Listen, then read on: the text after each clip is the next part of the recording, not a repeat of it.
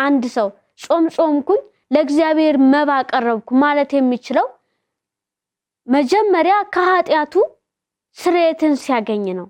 በኃጢያቱ ታስሮ እንዴት ነው ለእግዚአብሔር መጾም መጸለይ ማምለክ የሚችለው?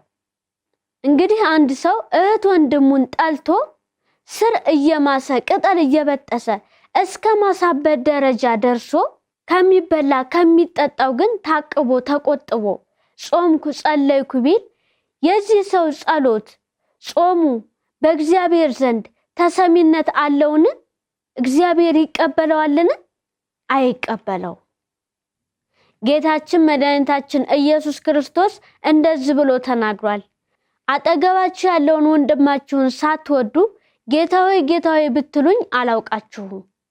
እንግዲህ ወንድሙን የማይወድ የሚጠላ ሁሉ እግዚአብሔር እንደማያውቀው በዚህ እናውቃለን።